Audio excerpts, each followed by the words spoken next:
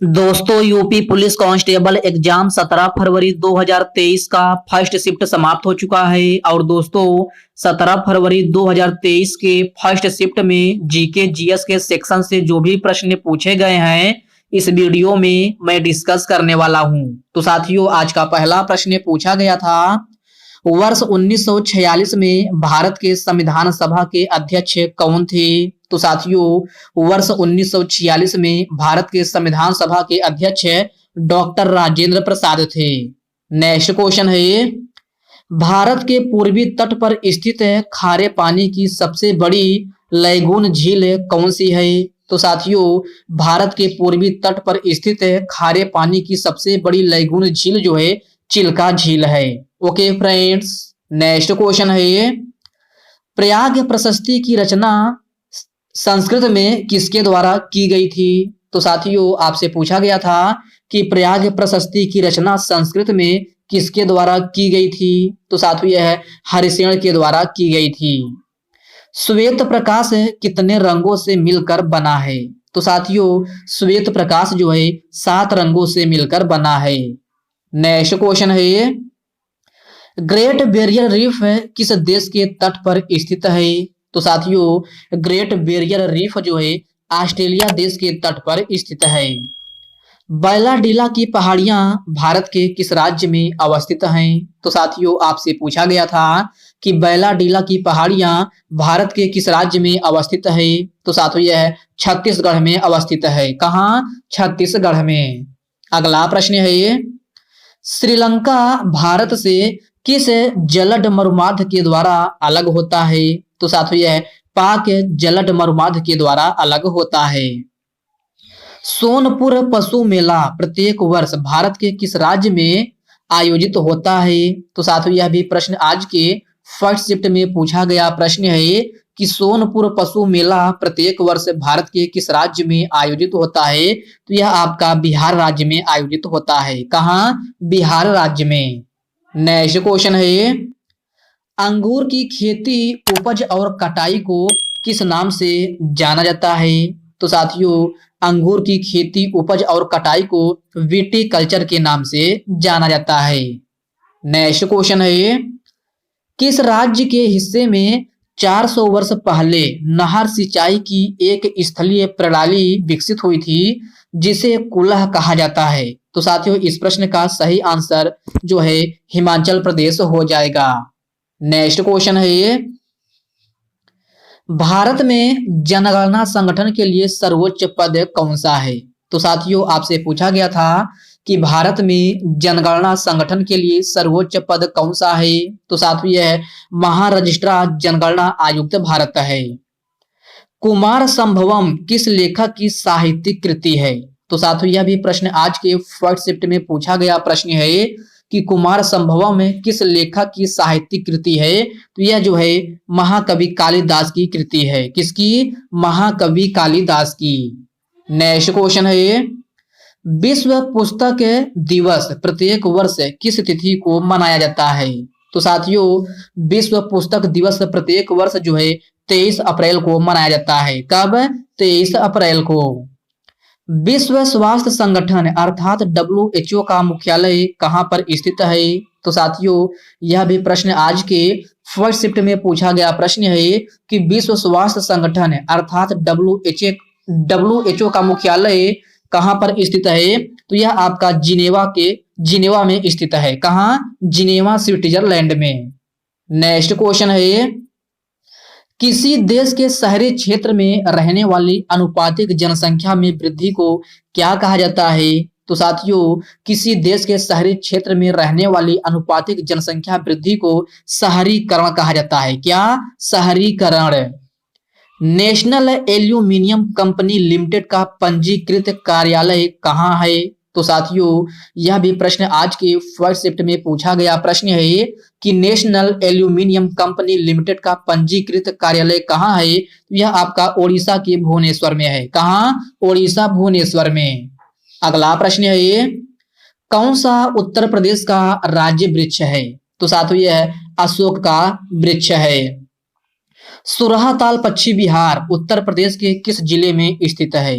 तो साथियों सुरहा ताल पश्चिम बिहार उत्तर प्रदेश के बलिया जिले में स्थित है। कहाँ? बलिया जिले में। ओके फ्रेंड्स, इसको आप अच्छे से जरूर याद रखिएगा। नेक्स्ट क्वेश्चन है, कौन सा सोशल मीडिया प्लेटफॉर्म नेटवर्किंग और नौकरी तलाशने के लिए उपयुक्त है? तो साथियों आपके ऑप्शन में लिंक्डइन दिया गया था, जो कि बिल्कुल आपका सही आंसर हो जाएगा। उत्तर प्रदेश में स्थित भदोही किस कला के लिए प्रसिद्ध है? तो साथियों आपसे पूछा गया था कि उत्तर प्रदेश में स्थित भदोही किस कला के लिए प्रसिद्ध है? तो यह आपका कालीन बुनाई के लिए प्रसिद्ध है। ओके फ्रेंड्स, इसको आप याद रखिएगा। यह भी प्रश्न आज के फर्स्ट शिफ्ट में पूछा गया प्रश्न है। नेक्स्ट क्वेश्चन है, अकबर का मकबरा किस स्थान पर स्थित है? तो साथियों अकबर का मकबरा सिकंदरा में स्थित है। उत्तर प्रदेश का कौन सा प्रसिद्ध लोक नृत्य धान और मक्के की खेती के दौरान किया जाता है?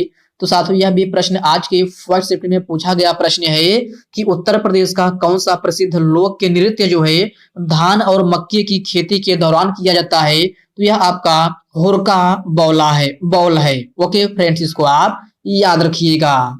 नेक्स्ट क्वेश्चन है, बनारस हिंदू विश्वविद्यालय की स्थापना पंडित मदन मोहन मालवीय ने किसके सहयोग से की थी? तो साथियों बनारस हिंदू विश्वविद्यालय की स्थापना पंडित मदन मोहन मालवीय ने एनी बेसेंट की सहायता से की थी। किसके सहायता से? एनी बेसेंट की सहयोग से या सहायता से। मथुरा किसकी जन्म स्थली है जिसे ब्रजभूमि के नाम से भी जाना जाता है? तो मथुरा जो है भगवान श्री कृष्ण की जन्म स्थली है, जिसे ब्रजभूमि के नाम से जाना जाता है। तो आपका सही आंसर जो है भगवान श्री कृष्ण हो जाएगा। और यह भी प्रश्न आज के फर्स्ट शिफ्ट में पूछा गया प्रश्न है। अगला प्रश्न है ये, निवेश मित्र मोबाइल एप्लीकेशन भारत के किस राज्य की एक पहल है? तो साथियों निवेश मित्र मोबाइल एप्लीकेशन भारत के उत्तर प्रदेश की एक पहल है। कहाँ की? उत्तर प्रदेश की। विमुद्रीकरण को और किस नाम से जाना जाता है? तो साथियों विमुद्रीकरण को नोटबंदी के नाम से जाना जाता है। और नोटबंदी आपके ऑप्शन में भी दिया गया था, जो कि 100% आपका एक्यूरेट यही आंसर हो जाएगा। नेक्स्ट क्वेश्चन है, उत्तर प्रदेश राजस्व संहिता 2006 के अनुसार एक अवधि या अनुदान के तहत धारित भूमि खंड को क्या कहा जाता है? तो साथियों उत्तर प्रदेश राजस्व संहिता 2006 के अनुसार एक अवधि या अनुदान के तहत धारित भूमि खंड को जो है धृत अर्थात होल्डिंग कहा जाता है। क्या? धृत। यूपीएसएसएफ का पूर्ण रूप क्या होता है? तो साथियों यह भी प्रश्न आज के फर्स्ट शिफ्ट में पूछा गया प्रश्न है कि यूपीएसएसएफ का पूर्ण रूप क्या होता है? तो यह आपका Uttar Pradesh special security force होता है। क्या?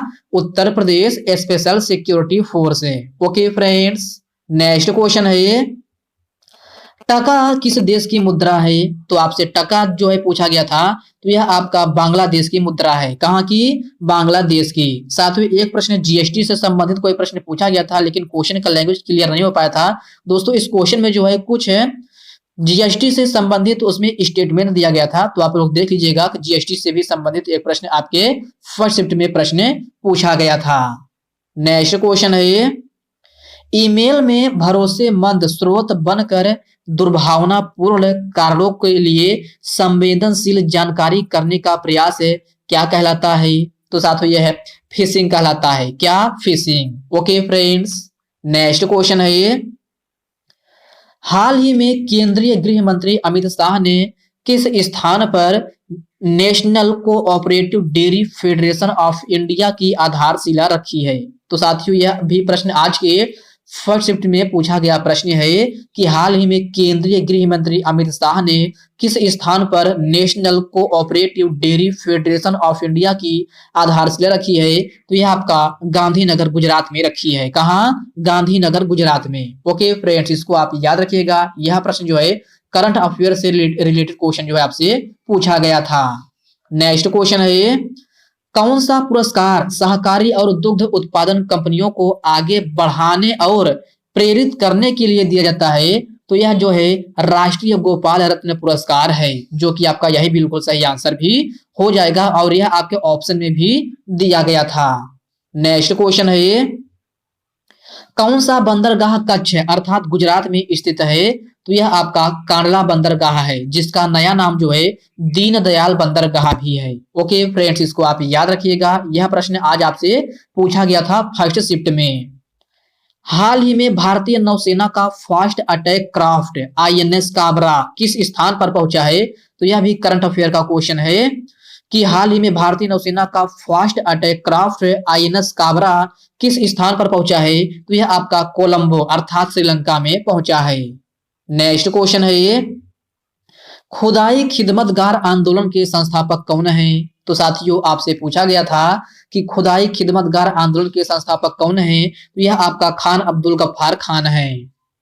हाल ही में किसने कोच्चि लक्षद्वीप द्वीप समूह सबमरीन ऑप्टिकल फाइबर कनेक्शन का उद्घाटन किया है? तो यह आपका प्रधानमंत्री नरेंद्र मोदी जी ने की है। कौन? प्रधानमंत्री नरेंद्र मोदी जी ने।